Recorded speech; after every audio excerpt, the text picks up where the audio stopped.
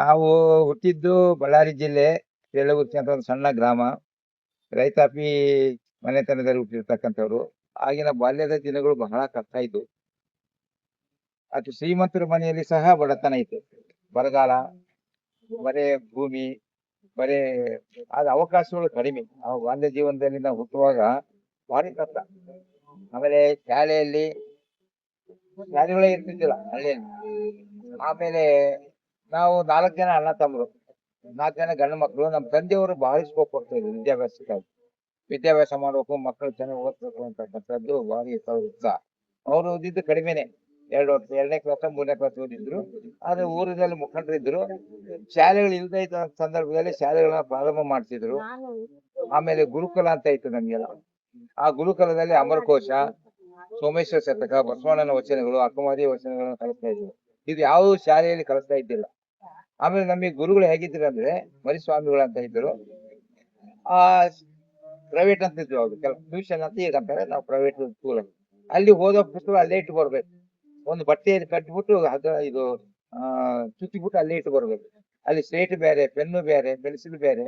ಆಮೇಲೆ ಅವರು ಸ್ಪೆಷಲ್ ನಮ್ಮ ಗುರುಗಳು ಏನ್ ಮಾಡ್ತಾ ಇದ್ರು ಅಂದ್ರೆ ಕನ್ನಡ, ಇಂಗ್ಲಿಷ್, ಮ್ಯಾಥಮೆಟಿಕ್ಸ್ 3 ಸಬ್ಜೆಕ್ಟಿಗೆ ಮಾತ್ರ ಬಹಳ ಪ್ರಾಮುಖ್ಯತೆ ಕೊಡ್ತಿದ್ರು. ಉಳಿದ ಸಬ್ಜೆಕ್ಟ್ ಬಗ್ಗೆ ಗಮನ ಹರಿಸ್ತಿದ್ದಿಲ್ಲ. ಚಿಕ್ಕ ಮಕ್ಕಳಿಗೆ ಭಾರಿ ಉತ್ತೇಜನ ಕೊಡ್ತಾ ಇದ್ರು. ಅವರು ಪ್ರಾಬ್ಲಮ್ ಸಾಲ್ವ್ ಮಾಡುವಂತದ್ದನ್ನ ಚಾಲೆಂಜ್ ಮಾಡ್ತಾ ಇದ್ರು. ಹೈಸ್ಕೂಲಲ್ಲಿ, ಪ್ರೈಮರಿ ಸ್ಕೂಲಲ್ಲಿ ಟೀಚರ್ಸ್ ಯಾರು ಅದನ್ನು ಸಾಲ್ವ್ ಮಾಡ್ತಾ ಇದ್ದಿಲ್ಲ. BA, B.Ed ಓದಿದ್ರು ಅದನ್ನ ಸಾಲ್ವ್ ಮಾಡಕ್ ಅಂತ ಒಂದು ಇದಿತ್ತು ಅವ್ರಿಗೆ. ಆಮೇಲೆ ನಾವು ಬಾಲ್ಯದ ಜೀವನಗಳಲ್ಲಿ ಭಾರಿ ಕಷ್ಟ, ಅವಕಾಶಗಳು ಕಡಿಮೆ.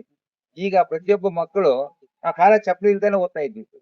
SLC ಓದೋವರಿಗೆ ನಾವು ಪ್ಯಾಂಟ್ ಹಾಕೊಂಡಿಲ್ಲ, ಇಸ್ತ್ರಿ ಬಟ್ಟೆಗಳೇ ಹಾಕೊಂಡಿಲ್ಲ. ಹಳ್ಳಿ ಊರಲ್ಲಿ ನಾವೇ ಬಟ್ಟೆಗಳು ಹೊಕ್ಕೋಬೇಕು, ನಾವೇ ಮನೆಯಲ್ಲಿ ಸಗಣಿ ಬಳಸ್ಬೇಕು, ಕಸ ಬಳಿಬೇಕು. ಆಮೇಲೆ ಎಮ್ಮೆ, ನಮ್ಮ ಅಮ್ಮವರು ಎಮ್ಮೆ ಕಟ್ಟಿದ್ರು. ಆ ಎಮ್ಮೆಯಿಂದ ಹಾಲು ಕರಿತಾ ಇದ್ರು. ಹಾಲು ಮೊಸರು ಯಥೇಚ್ಛವಾಗಿ ಬರ್ತಾ ಇತ್ತು. ಹೊಲಗಳಿಗೆ ಹೋಗ್ತಾ ಇದ್ವಿ, ಹೊಲಗಳಲ್ಲೇ ಮಲ್ಕೊಳ್ಳೋದು. ಹಣ ಅಂತ ಸುಗ್ಗಿ ಬಂದಾಗ ಬಹಳ ಸಂತೋಷ. ಆ ಹತ್ತಿ ಬಿಡ್ಸೋದು, ಜ್ವಾಳ ಕಡಿಮೆ ಮಾಡೋದು. ಆಮೇಲೆ ನವಣೆ ಅಂತ ಮಾಡ್ತಾರೆ ನಮ್ಮ ಉತ್ತರ ಕನ್ನಡ, ನವಣೆ ಅಂತ. ಆ ನವಣೆ ಕಣ ಮಾಡೋದು, ಅಲ್ಲೇ ಮಲಗೋದು, ಅಲ್ಲೇ ಬುತ್ತಿ ಕಟ್ಕೊಂಡು ಹೋಗೋದು. ಒಂದು ಕ್ಯಾರಿಯರ್ ಕಟ್ಕೊಡ್ತಾ ಇದ್ರು, ಅದನ್ನೇ ಹಳ್ಳಿಯಲ್ಲಿ ಹೊಲದಲ್ಲಿ ಹೋಗಿ ಊಟ ಮಾಡ್ಕೊಂಡು ಅಲ್ಲೇ ಬರೋದು. ಕುಡಿಯೋ ನೀರೇ ಇಲ್ಲ ನಮ್ಮ ಊರಲ್ಲಿ. ಬಳಸೋ ನೀರು ವಾರಕ್ಕೊಮ್ಮೆ ಸ್ನಾನ ಮಾಡ್ತಾ ಇದ್ರು. ಬಚ್ಚಲು ಮನೇನೆ ಇರ್ತಿದ್ದಿಲ್ಲ, ಹೊರಗಡೆ ಹೋಗಿ ಸ್ನಾನ ಮಾಡೋದು. ಆಮೇಲೆ ಲ್ಯಾಟ್ರಿನ್ ಅಂತ ಇಲ್ಲೇ ಇಲ್ಲ, ಒಳಚರಂಡಿ ವ್ಯವಸ್ಥೆನೇ ಇಲ್ಲ ಹಳ್ಳಿಯಲ್ಲಿ.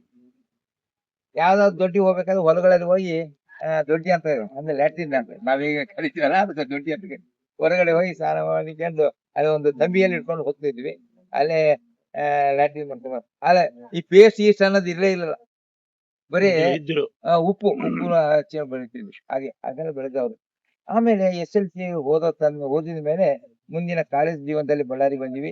ಅವಾಗೆಲ್ಲ ಭಾರಿ ಕಡಿಮೆ, ನಮ್ ಅಲ್ಲ, ಈ ಪರಿಚಯ ಇಲ್ಲ. ಬಾಲ್ಯಕ್ಕೆ ಹೋಗಿ ಮತ್ತೆ ಈ ಮಕ್ಕಳು, ಈಗಿನ ಬಾಲ್ಯ ಹೇಗಿದೆ? ಈಗಿನ ಮಕ್ಕಳು ಬಾಲ್ಯ ಏನಿದೆ ಅಂದ್ರೆ, ಈಗ ನಮ್ಮ ಮಕ್ಕಳಾಯ್ತು ಈಗಿನ ಪರಿಸ್ಥಿತಿಯಲ್ಲಿ ತುಂಬಾ ಲಕ್ಸುರಿಯಸ್ ಆಗಿದ್ದಾರೆ. ಯಾಕಂದ್ರೆ ಪರಿಸ್ಥಿತಿ ಬದಲಾವಣೆ ಆಗಿದೆ. ಆಮೇಲೆ ಕಂಪ್ಯೂಟರು, ಆಮೇಲೆ ಮೊಬೈಲು, ಟಿವಿ ಎಲ್ಲ ನೋಡ್ಕೊಂಡು ಲಕ್ಸುರಿಯಸ್ ಲೈಫ್. ಈಗ ನಾವು SLC ಓದೋ ತನಕ ಒಂದು ಪೈಸೆ ಖರ್ಚು ಮಾಡ್ತಿದ್ದಿಲ್ಲ. ಈವನ್ ಕಾಲೇಜ್ ಲೈಫ್ ಅಲ್ಲಿ ಕೂಡ ನಮಗೆ ಮೆರಿಟ್ ಸ್ಕಾಲರ್ಶಿಪ್ ಬರ್ತಾ ಇತ್ತು. 500 ರೂಪಾಯಿ ಬಂದ್ರೆ ಸಾಕು. ಇವತ್ತು 50,000 ರೂಪಾಯಿ ಲೆಕ್ಕ. ಆಗಲ್ಲ ಜೀವನ ಮಾಡಿ. ಗುರುಗಳೆಲ್ಲ ಚೆನ್ನಾಗಿದ್ರು. ಆಮೇಲೆ ಊರಿನಲ್ಲಿ ವಾತಾವರಣ ಚೆನ್ನಾಗಿತ್ತು. ಆಮೇಲೆ ನಮಗೆ ಪೇಪರೇ ಬರ್ತಿದ್ದಿಲ್ಲ, ನ್ಯೂಸ್ ಪೇಪರ್. ಹಳ್ಳಿ ಊರಲ್ಲಿ ಲೈಬ್ರರಿನೇ ಇರ್ತಿದ್ದಿಲ್ಲ. ನಮ್ಮ ತಂದೆಯವರು ಬಳ್ಳಾರಿಯಿಂದ ಒಂದು ಇಂಗ್ಲಿಷ್ ಪೇಪರ್, ಒಂದು ಪ್ರಜಾವಾಣಿ ತರ್ತಾ ಇತ್ತು ನನಗಾಗಿ ಓದ್ಲಿ.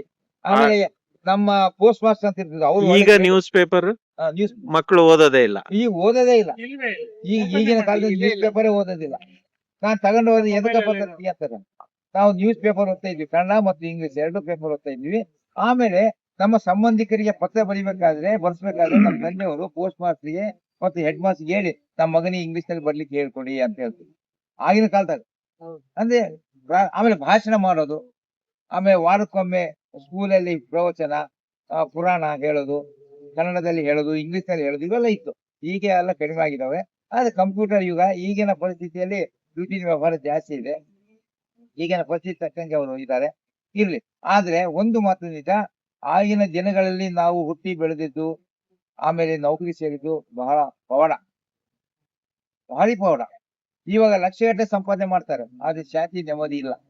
ನಮಗೆ ಅವಾಗ ಶಾಂತಿ ಇತ್ತು, ನೆಮ್ಮದಿ ಇತ್ತು. ಆ ಬಡತನದಲ್ಲಿ ಹುಟ್ಟಿ ಬಡತನದಲ್ಲಿ ಬೆಳೆದ್ರು. ಆಗಿನ ತಂದೆ ತಾಯಿಗೆ ಗೌರವ ಕೊಡುವಂಥದ್ದಿತ್ತು. ಈಗ ತಂದೆ ತಾಯಿಗೆ ಗೌರವ ಕೊಡ್ತಾ ಇಲ್ಲ. ಹಿರಿಯರಿಗೆ ನಮಸ್ಕಾರ ಮಾಡೋದಾಗ್ಲಿ, ಆಮೇಲೆ ಹಬ್ಬಗಳಲ್ಲಿ, ಹುಣ್ಣಿಮೆಯಲ್ಲಿ ತಂದೆ ತಾಯರಿಗೆ, ಹಿರಿಯರಿಗೆ, ಅಜ್ಜ ಅಜ್ಜಿಯವರಿಗೆ ನಮಸ್ಕಾರ ಮಾಡೋದು ಅದೆಲ್ಲ ಇತ್ತು ನಮ್ಮಲ್ಲಿ. ಆಮೇಲೆ ಈ ದಸರಾ ಟೈಮ್ನಲ್ಲಿ ಬನ್ನಿ ಪತ್ರ ಕೊಟ್ಟು ನಮಸ್ಕಾರ ಮಾಡೋದು, ಸ್ವಾಮಿಗಳಿಗೆ ದುಡ್ಡು ಕೊಟ್ಟು ನಮಸ್ಕಾರ ಮಾಡೋದು. ಈಗ ಅವೆಲ್ಲ ಬಿಟ್ಬಿಟ್ಟಿದ್ದಾರೆ. ಅದೆಲ್ಲ ಹೇಳೋದಿಲ್ಲ, ಕೇಳೋದಿಲ್ಲ. ಆಮೇಲೆ ಇನ್ನೊಂದು ಏನಪ್ಪಾ ಅಂದ್ರೆ, ಈಗಿನ ಪರಿಸ್ಥಿತಿಯಲ್ಲಿ ಏನಾಗಿದೆ, ಹೊರಗಡೆ ಅಡ್ಡಾಡೋದು, ದುಡ್ಡು ಖರ್ಚು ಮಾಡೋದು. ತಂದೆ ತಾಯಿಯರು ಯಥೇಚ್ಛವಾಗಿ ಖರ್ಚು ಮಾಡ್ತಾರೆ, ಮಾಡ್ಲಿ ತೊಂದ್ರೆ ಇಲ್ಲ.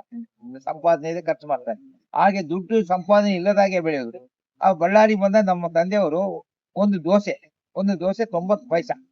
ಒಂದು ಪಿಕ್ಚರ್ ನೋಡ್ಬೇಕಂದ್ರೆ ಸಂಪತ್ತಿಗೆ ಸವಾಲ್ ಅಂತ ಬಂದಿತ್ತು ರಾಜ್ಕುಮಾರ್ ಬಳ್ಳಾರಿ.